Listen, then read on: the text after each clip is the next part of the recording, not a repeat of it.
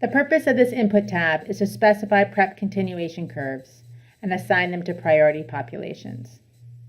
Continuation curves are made up of 4 different data points. After initiation, it's the proportion of the population still taking PrEP at months 1, 3, 6, and 12. Ideally, one has these data points from their existing M&E systems, and they can enter that data in here.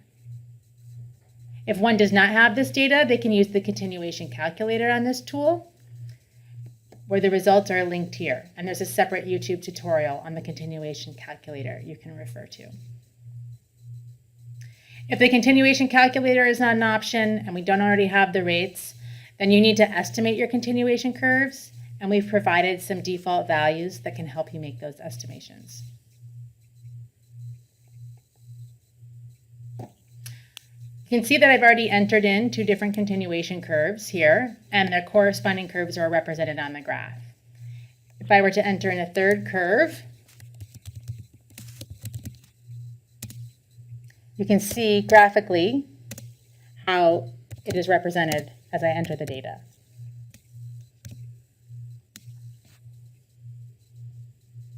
At least 1 continuation curve needs to be specified, and there's room for up to 6. Next, you need to assign a continuation curve for each priority population.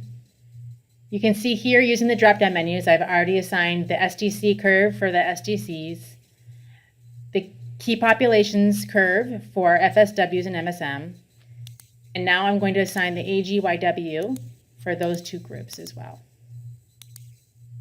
So you can see that they could all have the same continuation curve, or they could all be different if there were only 6.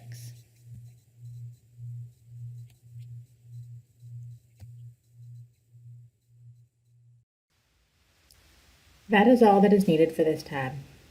Please refer to the user guide for more information, and thank you for watching.